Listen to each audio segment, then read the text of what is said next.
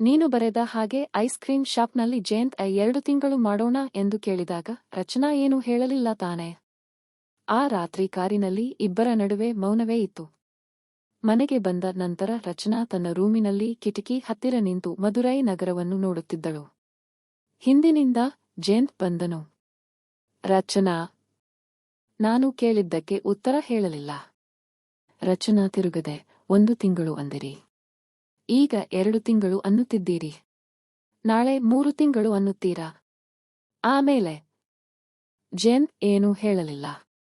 ನೋಡಿ ಜಯಂತ್ ಅವರೇ, ನಾನು ಇಲ್ಲಿ ನಿಮ್ಮ ಕಂಪನಿಯ ಲಾಭಕ್ಕಾಗಿ ಇಲ್ಲ, ನನ್ನ ಅಪ್ಪನ ಮಾತಿಗಾಗಿ, ನಿಮ್ಮ ಅಪ್ಪ-ಅಮ್ಮನ ಗೌರವಕ್ಕಾಗಿ ಇದ್ದೇನೆ. 1 ತಿಂಗಳು ಮುಗಿದರೆ ನಾನು ಮೈಸೂರಿಗೆ ಹೋಗುತ್ತೇನೆ. ಅಲ್ಲಿ ನನ್ನ ಅಪ್ಪ-ಅಮ್ಮ ಇದ್ದಾರೆ ಎಂದು ಕಣ್ಣೀರು ಹಾಕಿದಳು. ಆ ಕಣ್ಣೀರು ನೋಡಿ ಜಯಂತ್ಗೆ ಹೃದಯ ಕರಗಿತು. ಅವನು ಮುಂದೆ ಬಂದು ಅವಳ ಭುಜದ ಮೇಲೆ ಕೈ ಇಟ್ಟನು. ಸರಿ, ನಿನ್ನ ಇಷ್ಟ, 1 ತಿಂಗಳು ಮುಗಿದ ನಂತರ ನೀನು ಹೋಗಬಹುದು. ಆದರೆ ಈ 1 ತಿಂಗಳು ನನ್ನ ಹೆಂಡತಿಯಾಗಿ ನನ್ನ ಜೊತೆಯಾಗಿ ಇರು. ಅಷ್ಟೇ ಸಾಕು ಎಂದನು. ಆ ಮಾತು ಕೇಳಿ ರಚನಾಗೆ ಇನ್ನೂ ಜೋರಾಗಿ ಅಳು ಬಂತು. ಅವಳು ಏಕೆ ಅಳುತ್ತಿದ್ದಾಳೆ ಎಂದು ಅವಳಿಗೆ ಗೊತ್ತಿಲ್ಲ. ಮರುದಿನ ಆಫೀಸಿನಲ್ಲಿ ಸೌಮ್ಯಳ ಸಂಚು. ಬೆಳಗ್ಗೆ 9 ಗಂಟೆಗೆ ಮೆರ್ಕ್ ಕಂಪನಿಯಲ್ಲಿ ಎಲ್ಲರೂ ಬಂದಿದ್ದಾರೆ. ರಚನಾ ತನ್ನ ಕ್ಯಾಬಿನ್ನಲ್ಲಿ ಕೋಡಿಂಗ್ ಮಾಡುತ್ತಿದ್ದಾಳೆ. ಜಯಂತ್ ಕ್ಲೈಂಟ್ ಕಾಲ್ನಲ್ಲಿ ಬ್ಯುಸಿ. ಆಗ ಸೌಮ್ಯ ಒಂದು ಫೇಕ್ ಮೇಲ್ ಕ್ರಿಯೇಟ್ ಮಾಡಿದಳು. ಹರ್ ಮೇಲ್ ಐಡಿನಿಂದ ರಚನಾಗೆ ಸಬ್ಜೆಕ್ಟ್ ಟರ್ಮಿನೇಷನ್ ಫೇಕ್ ಸರ್ಟಿಫಿಕೇಟ್ಸ್. ನಿಮ್ಮ ಸರ್ಟಿಫಿಕೇಟ್ಗಳು ಪರಿಶೀಲನೆಯಲ್ಲಿ ನಕಲಿ ಎಂದು ಕಂಡುಬಂದಿದೆ. ಆದ್ದರಿಂದ ನಿಮ್ಮನ್ನು ತಕ್ಷಣ ಕೆಲಸದಿಂದ ತೆಗೆಯಲಾಗುತ್ತಿದೆ. ರಚನಾ ಆ ಮೇಲ್ ನೋಡಿ ಬೆಚ್ಚಿಬಿದ್ದಳು. ಅವಳ ಕೈ ನಡುಗಲು ಶುರುವಾಯಿತು. ಅವಳು ಓಡಿ ಹೋಗಿ ಜಯಂತ್ ಕ್ಯಾಬಿನ್ ಬಾಗಿಲು ತಟ್ಟಿದಳು. ಜಯಂತ್ ಕಾಲ್ನಲ್ಲಿ ಇದ್ದನು. ರಚನಾ ಅಳುತ್ತಾ ಫೋನ್ ತೋರಿಸಿದಳು. ಜಯಂತ್ ಕಾಲ್ ಕಟ್ ಮಾಡಿ ಮೇಲ್ ನೋಡಿದನು. ಅವನಿಗೆ ತಕ್ಷಣ ಅರ್ಥವಾಯಿತು ಇದು ಸೌಮ್ಯಳ ಕೆಲಸ ಎಂದು.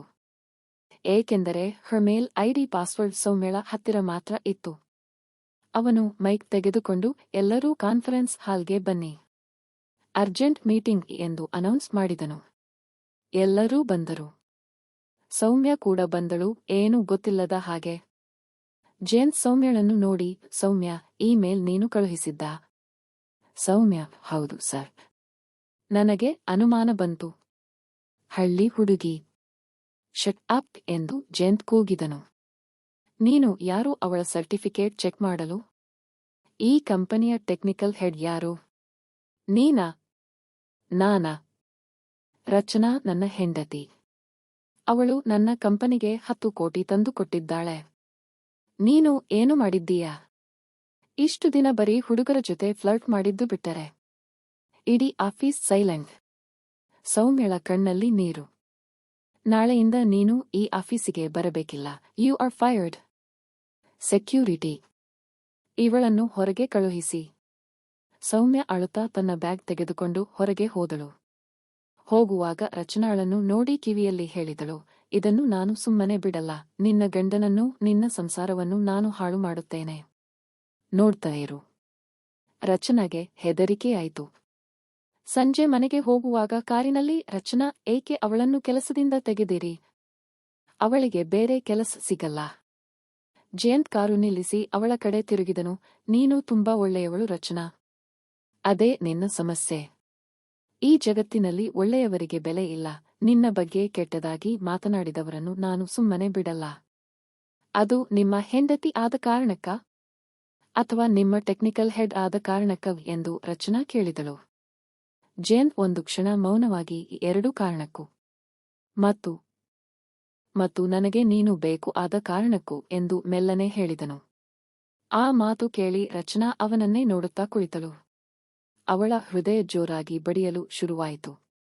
ಅದೇ ಸಮಯಕ್ಕೆ ಜಯಂತ್ ಫೋನ್ ರಿಂಗ್ ಆಯಿತು. ಅಮ್ಮ ಶ್ಯಾಮಲಾದೇವಿ. ಜಯಂತ್, ನಾಳೆಯೇ ಇಬ್ಬರೂ ಮೈಸೂರಿಗೆ ಬನ್ನಿ.